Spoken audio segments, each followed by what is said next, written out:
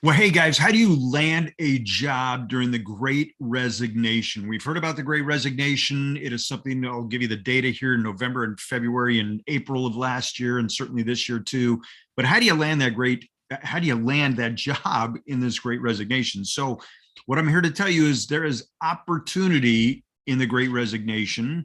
You got to pay attention, and there's huge opportunity with the California Department of Corrections and Rehabilitation.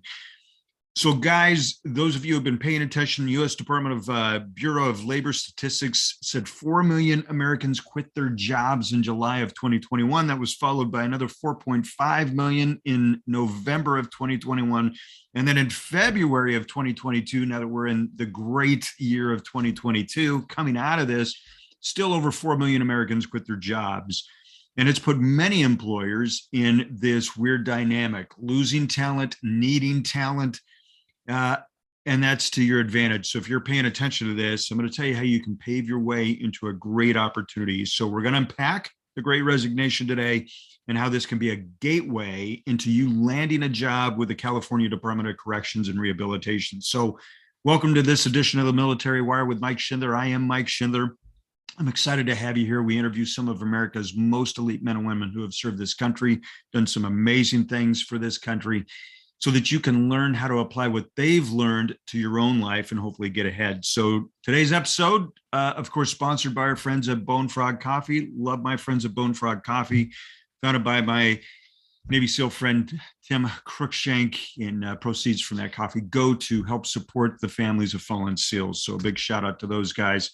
Check those guys out at bonefrogcoffee.com. So joining me on this edition of the Military Wire is Raymond Alcantar. Raymond, did I say your last name correctly? You got it around there, close enough. It's Alcantar. Alcantar, if you want to. Alcantar. Okay, well, hey, listen, Yeah, correct me. that This could is work. what this is all about. I want to be sure I say it correctly. Honor you. So you're a stationary engineer at North Kern State Prison, Army veteran of 4 years. You told me about that a little bit.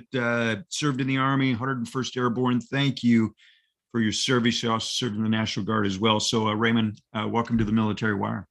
Thanks, Michael. I appreciate it. Like I said, I'm happy to be here and come out of my comfort zone and do something for veterans. Yeah, So, I love it. Well, we find our best selves when we get to the edge of our comfort zone. We decide to leap off that. So thank you for doing that. I want to set the stage for our viewer and our listener so they understand who you are. So first of all, why did you choose a career path with the California Department of Corrections? um, going on this whole topic today too, it's the job opportunities are coming up. There's great opportunities with CDCR, and I had skills that I've been applying in the civilian side or the outside of the prison gates. And all my qualifications put me in a position to get the experience needed on the street and land me an outstanding job out here with the state. That's awesome. So tell me a little bit, because I think people are wanting to know what the heck is a stationary engineer. Like I read that and I'm like, that sounds like pretty cool. So tell me, what is a stationary engineer? Right. So stationary engineer is more or less a jack of all trades and almost a master of most of them as well. So you're going to get into numerous issues, electrical, and you're going to range from little control voltage into three-phase, single-phase voltage. Lots of equipment, appliances. I'm currently, my field of expertise is going to be heating and air conditioning, and I'm venturing into refrigeration, which I'm jumping on board here with the other 5 engineers that I work side by side with. Um, so the prison is, imagine the little city, and Yeah, they put us out here. Every element and every service in the city we have here as well, and that's going to run from your plumbing, your electrical, your lighting, your painting, repairs as needed. We have welders, we work side by side, maintenance crews. Everyone's all up in here. As far as the engineer, well, we're pushing out um, so much, I wouldn't call it so much specialty work, but we are up there where we can tinker with everything at this facility versus limited into what we can't touch. Just the other day, I was working on a coffee pot, commercial sized coffee pot, something that I didn't think I would be touching, but It has electrical elements and wiring schematics, which I know how to read, and that put me into a position where now I'm learning how to operate and troubleshoot and get back online some coffee pots just for an instance, just an example. But You there's sound a lot like, well, I'm gonna call you like a fixer. Like, like you're the guy that everybody calls and says, "Hey, listen, we got a problem. We got to call Raymond," right? There's a show called Better Call Saul. I'm gonna say Better Call Raymond. I mean, you're like this fixer guy. You remind me kind of my grandfather. There was nothing that my grandfather couldn't do. He came from that World War II generation, and like if there was a problem, didn't matter if it was electrical, plumbing, something needed to be fixed, something needed to be painted. My grandfather knew how to do it. He was like an expert in all of it. I could barely figure out how to turn on the light switch sometimes. Like if the light switch didn't go on, or if I flipped the light switch and the power didn't come on, I had no clue, but I knew if I called my grandpa, I could figure it out. Right. So kind of sounds like I don't want to age you, Raymond, but like you got the talents of my grandfather. So it's well, pretty amazing. they narrow it down to where I'll touch the HVAC side, electrical side, and we have plumbers. I mean, we're able to touch it ourselves, but it's a Yeah. team effort out here. That's one thing I want to reiterate is there's teams, and I'm work under plant operations, and Okay. we have our leadership that comes all the way down, and everyone's pushing their side of the job. For instance, if there's certain jobs that are out there, we need electricians, we need plumbers, we need engineers, and so on. But Yeah. there's literally it's a great teamwork. There's a lot of stuff that's out here, jobs that would be a one-man job. But there's no need to have one person do it all when we have these specialty jobs, tradesmen, Yeah. and they all pull their weight out here. So the thing what that can reiterate for other veterans is it's like being back in the service. You have a chain of command. Here we have, bosses and supervisors, but you can relate that to squad leaders and section sergeants and go all the way back up. But yeah, there's quite a bit to do here. Again, this is a little city. That's my best example, if I could put out there for people to realize everything that's under the sun in a regular small community. That's what we're going to be running with and working with. So it's a Yeah. great place. I learn something every day, and I've been doing my job for a number of years. And I love coming to work. Like I said, the coffee pot example, that was great. Never thought I'd be working on coffee pots, but here I am. Yeah. So it's like you're learning, constantly learning. I love that. I love what you said about veterans too. And your example of a small city in the Navy, I was surface fleet, so every ship was like a small city, right? Right. We had every component. We were self-contained. We had to be sure that people did their jobs because it was our city. That was it. If something failed in the city, it could affect a lot of people, right? Right. And that's the example that you use here. You've kind of explained a little bit why you think veterans are a good fit. You and I talked offline about the camaraderie, which is an important component of our military service, something that when we get out, oftentimes we long for. You described how you've started to find that in this same environment of that camaraderie of people working towards, one team, one fight, one mission, this whole concept. Why do you believe veterans are really a good fit for, the Department of Corrections and Rehabilitation? Why is that? Um, any veteran who's already put in the time, whether they serve the 2 years to 4 years and all the way up, they've already proven to themselves and to the system and the way of life that we thrive to live for, on making a difference. Yeah. Our list of our oath for enlistment, it's not over. It's never over. We're still serving it, whether we admit it or not, or realize it or not.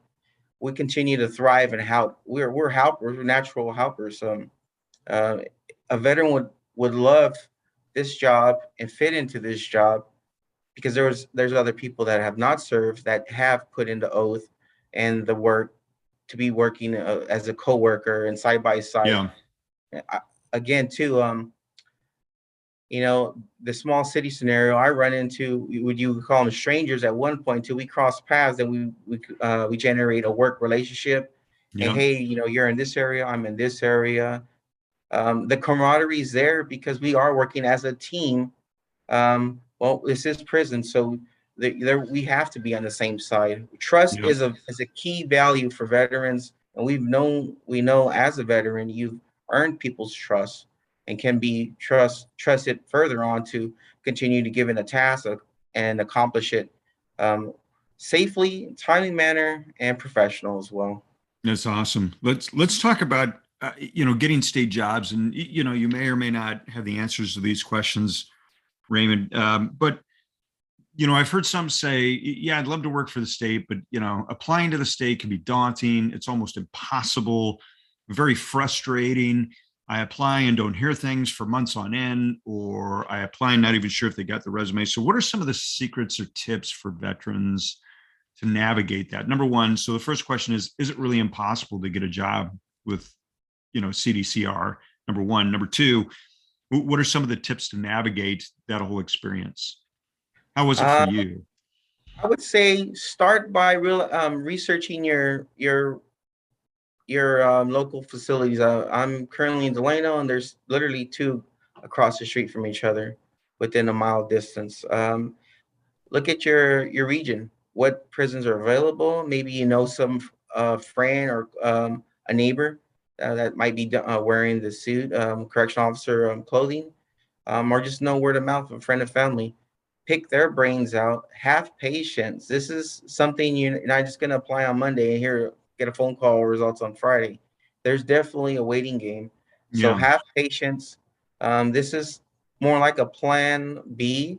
So have something primary you want to, spearhead, attack that, stay employed, and then kind of, you know, put your attention to this is like a short-term goal kind of job. And it could be faster for certain other jobs as well. I'm speaking from my personal experience. It was about 6 months to a year where the wheels and everything started getting lining to where I was at, where I had the upper hand and I had 2, 3 prisons offering me the job so I could go ahead and apply for. So once the wheels start spinning, then like I said, I had 3 job offers in California for my position, and I chose this place for I'm familiar with it as far as local, but I did have other options, and I chose this one, and I'm happy. I'm This was my new normal. This is my first entry into the state, Mm, so definitely have patience. As far as the another tip I can give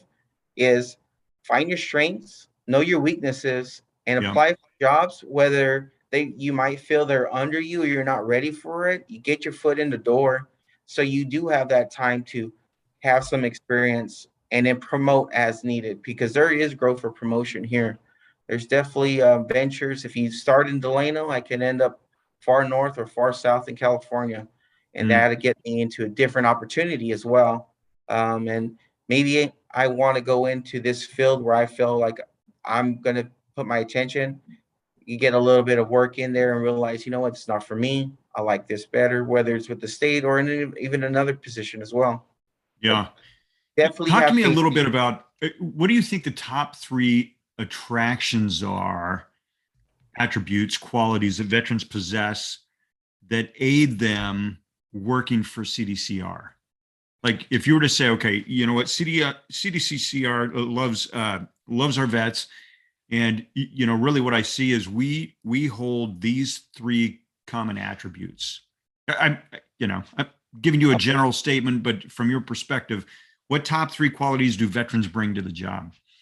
Leadership, responsibility, and ownership. Ownership's another Mm, good one I know veterans have.